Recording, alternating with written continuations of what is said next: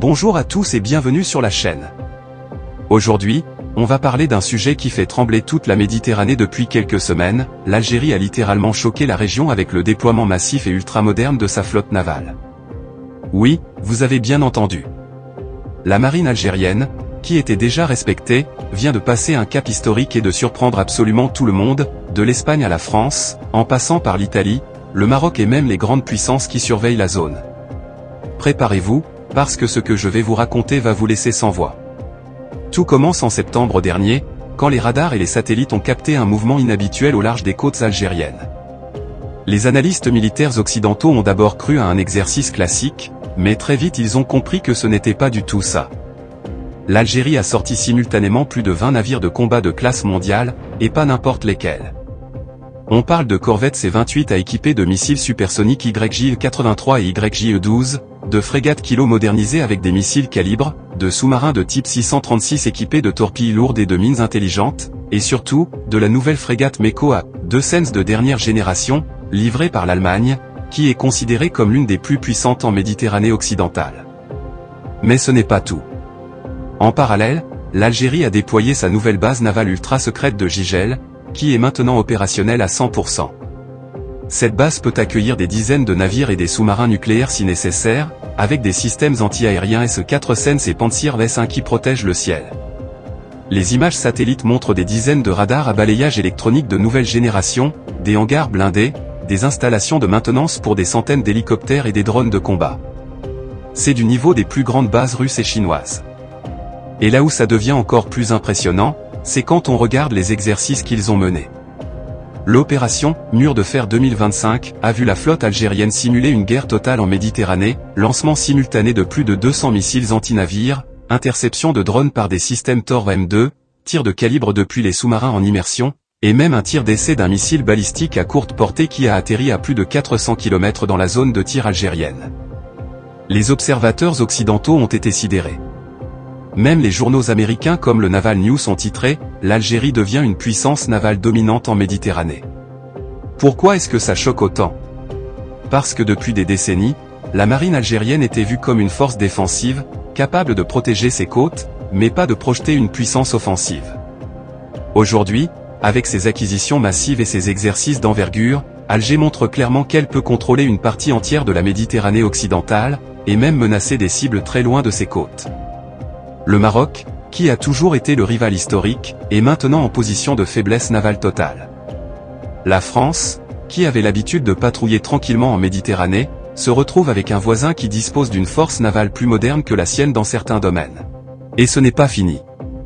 On sait que l'Algérie a commandé 2 autres sous-marins de type 636, 3 nouvelles frégates Meko A2 et un porte-hélicoptère d'assaut amphibie de 25 000 tonnes, probablement de conception chinoise ou russe.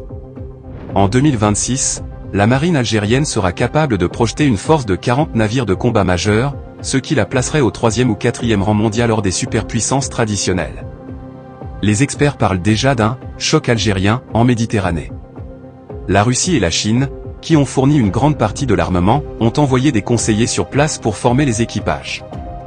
Les exercices conjoints avec la marine russe dans l'Atlantique et en mer Noire sont devenus réguliers.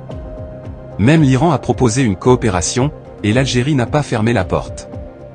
Alors, est-ce que l'Algérie cherche à dominer la Méditerranée? Ou est-ce juste une réponse à la montée en puissance du Maroc et des tensions avec les pays voisins? Une chose est sûre, plus personne ne regarde la marine algérienne de la même façon. Elle est passée du statut de force régionale à celui de puissance navale régionale incontournable. Avant de continuer, si vous êtes nouveau ici et que vous aimez ce genre de décryptage militaire et géopolitique sans filtre, faites-le maintenant, abonnez-vous à la chaîne et activez la cloche pour ne rien rater. C'est gratuit et ça aide énormément à faire grandir la communauté. Revenons à ce qui fait vraiment peur aux chancelleries européennes. La nouvelle frégate Meko A2 algérienne, baptisée El Jazair, a été équipée de missiles supersoniques russes 3M54 Club et de systèmes de défense anti-aérienne longue portée. Elle peut tirer des missiles de croisière qui atteignent Mach 3 et qui sont extrêmement difficiles à intercepter. Ajoutez à ça les corvettes C-28 qui portent des missiles YJ-12 chinois, capables de voler à Mach 4 et de percer n'importe quelle défense navale actuelle. Un seul de ces missiles peut mettre hors combat un destroyer ou une frégate moderne. Et n'oublions pas les sous-marins. Les 6 kilos algériens sont maintenant équipés de systèmes AIP, propulsion anaérobie, ce qui les rend quasi indétectables pendant des semaines. Ils peuvent tirer des calibres à 2500 km de distance, c'est-à-dire qu'ils peuvent atteindre des cibles en Italie, en Espagne, en France, et même en Israël ou en Égypte sans bouger de la Méditerranée centrale. Les pays européens ont commencé à paniquer. La France a annoncé en urgence le renforcement de sa présence navale en Méditerranée avec l'envoi de la frégate Normandie et du porte-avions Charles de Gaulle. L'Espagne a accéléré la livraison de ses nouvelles frégates F-110. L'Italie a augmenté ses patrouilles avec ses destroyers Horizon. Même la Turquie, pourtant rivale de l'Algérie en Libye, a dit que « la stabilité de la Méditerranée est une priorité commune ». Mais au-delà des réactions, c'est le message stratégique envoyé par Alger qui est clair, l'Algérie ne tolérera plus aucune menace sur ses côtes, et elle est prête à défendre ses intérêts partout en Méditerranée occidentale, y compris dans les zones contestées avec le Maroc. On sait aussi que l'Algérie a développé un réseau de radars côtiers sur 2000 km de littoral, couplé à des drones de reconnaissance et de frappe. Les exercices ont montré qu'ils peuvent détecter et détruire n'importe quel navire ou avion en moins de 5 minutes. C'est du niveau des meilleures marines du monde. Et pendant ce temps, le Maroc, qui a reçu quelques frégates italiennes et néerlandaises, reste très loin derrière. La balance navale est désormais complètement inversée. Alger a investi plus de 10 milliards de dollars dans sa marine ces 10 dernières années, et ça se voit. Si vous voulez que je continue à vous parler de ces sujets, des vraies analyses militaires sans langue de bois, abonnez-vous tout de suite et activez la cloche. Ça prend 2 secondes et ça change tout pour la chaîne. On continue. Un détail qui a fait flipper tout le monde, lors du dernier exercice, l'Algérie a déployé un porte-hélicoptères amphibie de classe Mistral, construit en coopération avec la Chine. Officiellement, c'est un navire de soutien logistique, mais les experts pensent qu'il peut emporter des hélicoptères d'attaque KE-52, des drones armés, et même des véhicules de débarquement. Ça veut dire que l'Algérie peut maintenant projeter des forces au sol, pas seulement sur mer. C'est une révolution. On a aussi appris que l'Algérie a acquis des drones navals de combat chinois, capables de lancer des missiles anti-navires. Ces drones peuvent opérer en essaim et saturer les défenses des navires ennemis. Ajoutez à ça les missiles Sol-Mer Bastion P, qui peuvent tirer des missiles supersoniques à 300 km de la côte, et vous avez une zone de déni d'accès qui couvre toute la Méditerranée occidentale.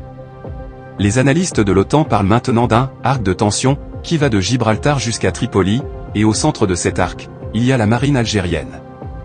Plus personne ne peut ignorer Alger quand on parle de la sécurité en Méditerranée. Et pour ceux qui pensent que c'est juste du bluff, regardez les images des exercices, des tirs réels, des missiles qui volent à Mach 3, des sous-marins qui tirent des calibres en immersion, des hélicoptères qui décollent de navires en pleine nuit. C'est du concret, pas des discours. L'Algérie a réussi son pari, elle est devenue une puissance navale que plus personne ne peut sous-estimer. Et ça change tout dans la région. Le Maroc est forcé de revoir toute sa stratégie. La France et l'Espagne doivent recalculer leurs capacités. Même la Russie et la Chine regardent Alger avec un nouveau respect.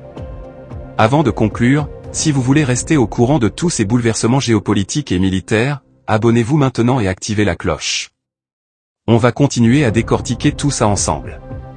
Pour finir, je vous pose la question, est-ce que l'Algérie va bientôt devenir la première puissance navale d'Afrique et du Maghreb? Je pense que oui, et je pense que c'est déjà le cas aujourd'hui. L'Algérie a choqué la Méditerranée, et ce n'est que le début. Dites-moi en commentaire ce que vous en pensez. Est-ce que vous êtes surpris? Est-ce que vous trouvez ça inquiétant ou rassurant?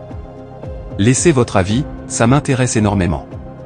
Et une dernière fois, pour ne rien rater des prochaines vidéos où on parlera des sous-marins algériens, des tensions avec le Maroc, des alliances avec la Russie et la Chine, abonnez-vous et activez la cloche. On se retrouve très bientôt pour une nouvelle vidéo choc. Merci d'avoir regardé jusqu'au bout, à très vite.